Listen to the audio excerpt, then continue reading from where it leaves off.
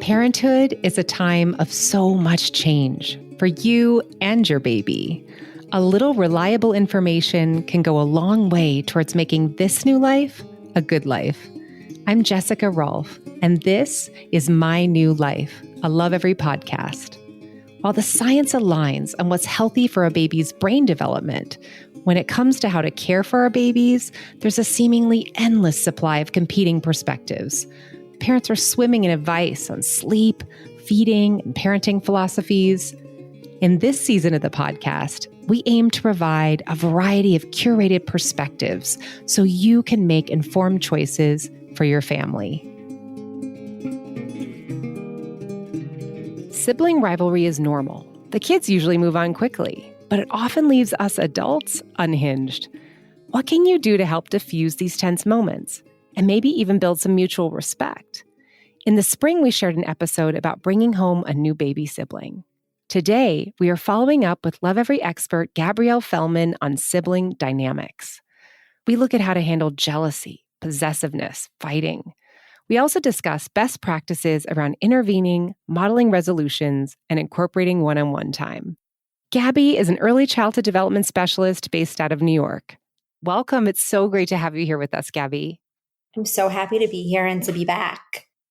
So let's start with jealousy. You know, when I compliment my older child about something that they're doing, do I need to compliment or praise the other child so they don't feel left out? It doesn't feel genuine, but I don't really know how to strike this balance.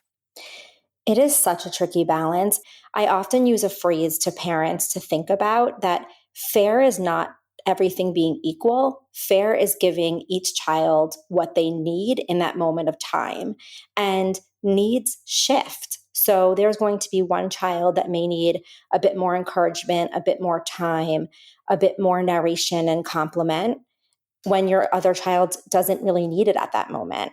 And so if let's say you compliment your 1-year-old or notice what they're doing and say, oh, you are working so hard to balance, like your legs are so strong. And your toddler says, look at me. You can say, yes, you're really noticing I was encouraging so-and-so. I'm noticing that you're this. So you want to bring it back to what they're doing, but it doesn't necessarily need to be a compliment. And then you can even go further and say, can you notice what your brother is doing? He's working really hard on standing. You had to work really hard on standing once too.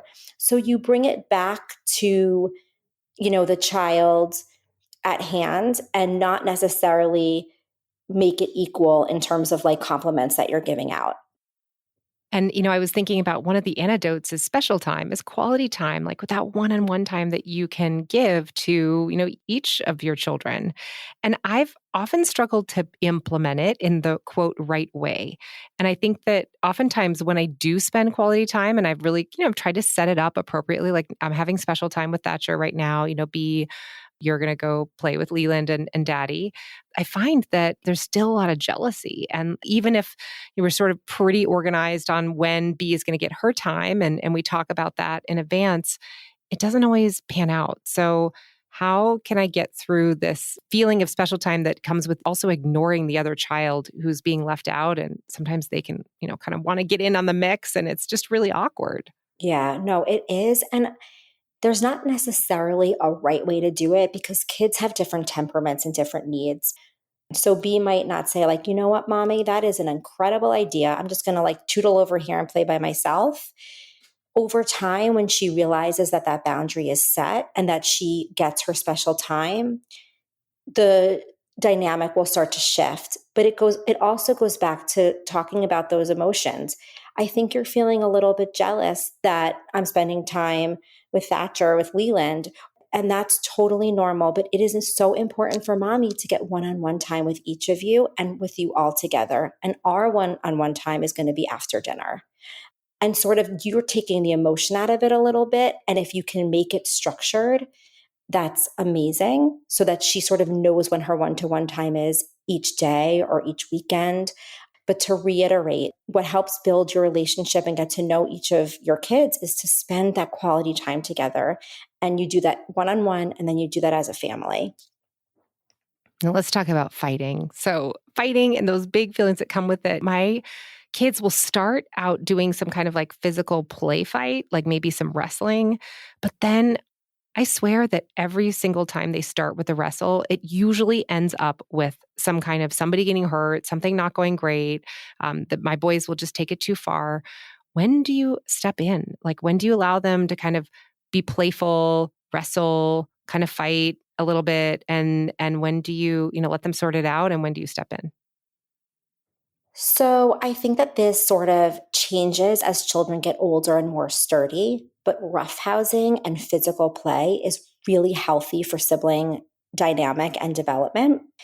If your children are a little bit older, I often say to stay close by and to let them do it and really learn to modulate what feels okay and what doesn't in terms of that play, as long as they're like not playing on the stairs. Like there's no imminent safety threat. And then what tends to happen is it goes too far or someone gets hurt and they're looking for, they either tattle or they're looking for you to like take a side. And that's when you sit down and have what I call it like a family meeting. And I said, pause. I noticed you both wanted to play this game and it got really exciting. And I think that it went a little bit far. At what point did it not feel good to you? At what point did it not feel good to you? I wonder what we can do next time. So you can really start doing that with a model with kids that are 3, 4, 5, and older. I think with younger children, the rough house play is not going to be as common, but what you'll see happen with younger children is toys will get grabbed.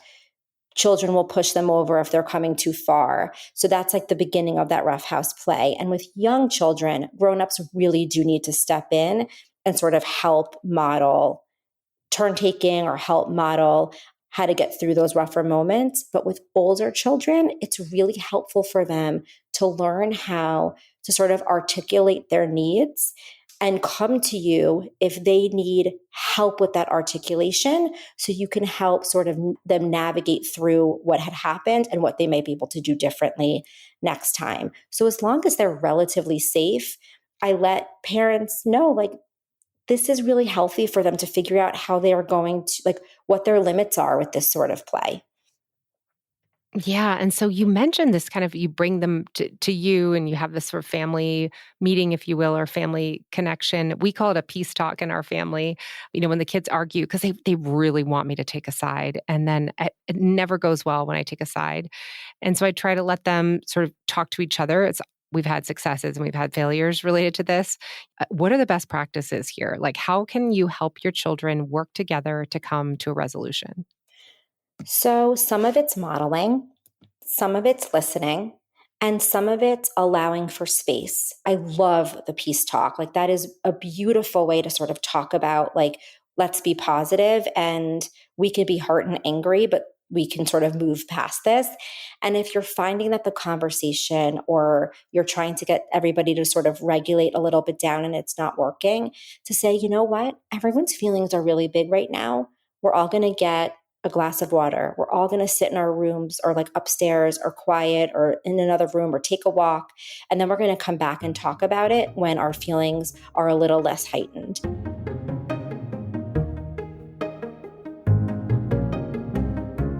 When you already have a child and your family is growing, there are so many feelings to navigate, from excitement to worry about how to best support your older child.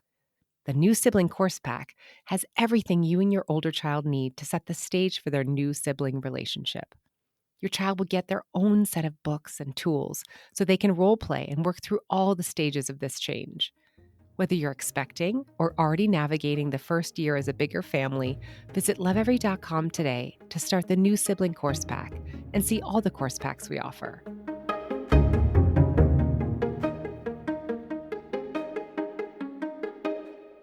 You might think your kids are too young to sort of formulate a meeting or mediate of what might happen, but it's about building perspective. So you might say to your 3-year-old, wow, like, you worked so hard on that building and you got so angry when it knocked down. that you hit your brother. And now he's crying. And he was so interested in your building and doesn't yet know how to build. And so the way he wanted to play with it was to knock it down. And we need to figure out, like, what do you think we can do next time so that doesn't happen, because you worked really hard. So you're giving perspective about sort of where the baby is. You're validating the feelings of where the older child is, and then you're going to be a person that helps promote a solution. So it could be that you say, you know what? Let's move the blocks to your room so that you have private space to build and they don't get knocked down. Or you say, you know what? We're going to build while your brother is napping, and we will take pictures of all your buildings so that we can keep track. So you start to promote resolutions to the conflicts that happen. As your children get older, you can continue on with that perspective taking. What we want to try to not do, is really take a side, even if one side probably did a more appropriate thing. We really want to help children understand what happened and move forward by taking perspective and finding a solution. Children get defensive when they feel like they're going to get in trouble. You want to help bring them back by articulating exactly what you see rather than making assumptions. Yeah, I get caught every single time I make an assumption. I'm like, oh, there was more to this story. It's such a good reminder. It usually is. I mean, think about, like, you might yell at your husband for something like so simple, and it really had nothing to do with that. You like had a bad day at work, right? Like, there's so much that happens in our lives, and it's the same for children. Yeah. So what about stuff? So let's imagine like we have a 2 and a 5-year-old, and the kids are just really each very territorial about their stuff. Almost like everything in the house becomes a land grab. Like, this is mine, no, it's mine. And it's like they have to stake claim on every last little thing. And it's weird because these are, oftentimes they're the universal toys for the family. How do you handle this? So this is so common. And a couple of things. I often let each child pick 4 or 5 things that are super special and like not shareable. And they go on either a special cubby, or they go on a shelf in their room, or they go on like a labeled basket in a playroom. But it's like the untouchable things where you have to ask before you play. And then the rest of the toys in the house are communal. That can feel hard to sort of choose. But what tends to happen, if lots of piles of things go in that basket or on that shelf that become super duper precious, you can go through with at least with your older child, and say, this basket is getting really full. Is there something that can go back into our communal playroom? With like loveys or special items that stay on a bed or in a crib, those don't often count. And we often see it's usually the older child, like the 5-year-old, the 4-year-old, the 5-year-old, the 6-year-old, even a 3-year-old, that will start to become very possessive of that's mine. A 2-year-old, that's mine. It's less about the object being special and more about the developmental phase they're in. So you're going to somewhat choose those special things for the 2-year-old, so that the 5-year-old understands that just because they're older, they don't get access to everything. Because even when a new baby comes who's 6 or 7 or 8 months old, everything in the world's going to become special to that older sibling. I mean, a toy they haven't played with in 5 years is going to be like the most remarkable thing they've ever seen. So it's about creating space for remarkable, special things and creating space for communal things. And every time there's a birthday or a holiday or they get something special, you can have a conversation about this. Is this something that's shareable, or is this something that's really precious that is going to go in a special spot? And I even see this with play dates, because we see some rivalry there, that if your child is having a play date, to say, let's put 2 or 3 things that are just not an option for this play date, so that you don't feel worried during the time that your friend is over. And that's a great tip for siblings, and it's a great tip for friends. And what about, okay, let's get to fairness, because that's just like such a hot button topic also. I feel like I kind of want things to be fair, sort of, but they're not. And how do you explain that not everything is always going to be fair? So I go back to the mantra, I might have said it before, that fair in a family dynamic doesn't mean equal. Fair means everyone getting their needs met. And that each of your children, I would say, like to Maren and Nora, like you both are unique individuals that need different things and love different things and want different things. And that mommy and daddy have to help you for who you are. And that might be different than what your sister needs. And if that is your mantra, sort of like throughout situations, it helps you articulate why things can't be fair. So, for instance, I get a lot of questions like, it's so and so's birthday, should the other sibling get a present? And while that is really a personal choice, I often say, like, you know what, this is a special day for that child, and that other sibling is going to have a special day a different day. Or if it's a cup of grapes or blueberries, and your 1 year old has 4 blueberries and your 4 year old has a couple blueberries, the 4 year old might say, I have more than you. And you can say, like, you do. Your body is bigger and needs more food, and her body is smaller and needs less food. But if either of you are still hungry, you're welcome to more. So you start to normalize and sort of deflate when there's like quantity comparisons because of like the concreteness of the situation. But with that sort of mantra over and over again to your kids and a concrete explanation of why there's a difference, they start to learn that, like, oh, they can be taken care of even if they're not getting the exact same thing. And then let's just zero in on bedtime. So what do you do when the older one gets to go to bed later than the younger one, or frankly, you have them both going to bed at the same time because that's what works. And then the older one is like, wait, but I'm older and it's not fair. I should be able to stay up later. This happens a lot. I go back to using age and using time. So, for instance, if your kids are going to bed at the same time, you might say, everybody's going to go into bed at 7 o'clock, but when you're 5 years old, you can have some quiet books in your bed, but it's going to be quiet time and rest time to you. So, I'm going to read and help so and so fall asleep because their body needs to go to bed at 7. So, I tend to use age a lot for these types of things. Like, I'll use another, even like gum as an example. Your 5 year old wants gum, your 3 year old wants gum. When you're 5, you can have this. When you're 3, these are your options. And so I often tell parents to do that at bedtime. What happens is a child will have big feelings, and that's what we have to maintain. They're pushing up against a limit and they're feeling disappointed. But if your answer remains the same and your answer is consistent, when you're 3, you go to bed at when the clock says 7:00, and then you show them the clock. When you're 5, you can go to bed at 7:30. So your sister's going to go to bed a little later, and that feels really disappointing. I'm going to come and read you your books, and your body needs to grow, so we're going to get a good night's sleep. So it's just about managing the feelings that come from the boundary, which can feel hard for parents, especially at the end of the day when you've been sort of having mental gymnastics all day, navigating the world of parenting. Yeah. And if you had to boil it down to one thing that parents could do to foster a good sibling relationship from day one, what would that be? Narrating perspective and allowing your child to not feel like they have to love and be best friends with their sibling. It is an evolving relationship that is going to evolve over a long period of time. And so we want to teach skills about being a good friend, being someone who can listen, being someone who appreciates differences. And if they learn to do that with others, they'll often learn to do that with their sibling. But it needs to be modeled by the parent. Well, this is going to be so great because I have Bee and Thatcher this weekend, and there's a lot of rivalry happening with them, and it's just me, and so I got this inspiration to get through the weekend. So, Gabby, it's been so great to have you with us. Thank you.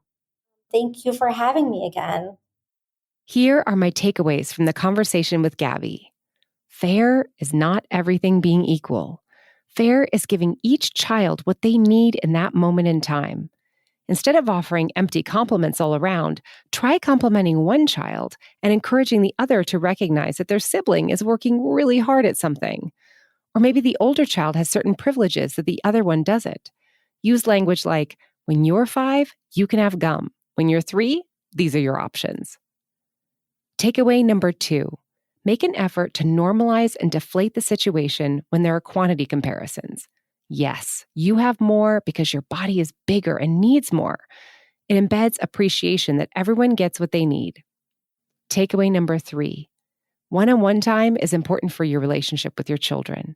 If one child expresses jealousy, validate their feelings and then make it clear when they will have their turn at undivided attention from you.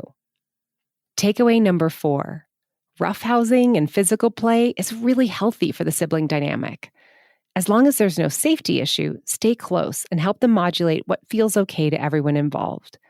When it goes too far and they look to you to take a side, sit them down and say, let's pause.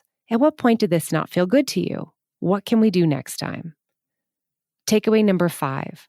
Modeling, listening, and allowing for space are all the essential pieces of your role as a parent when working towards resolution of sibling differences. Say to your child, you really want me to say who was in the wrong, but there are 2 sides to every story. Help them gain perspective. Takeaway number 6. That's mine.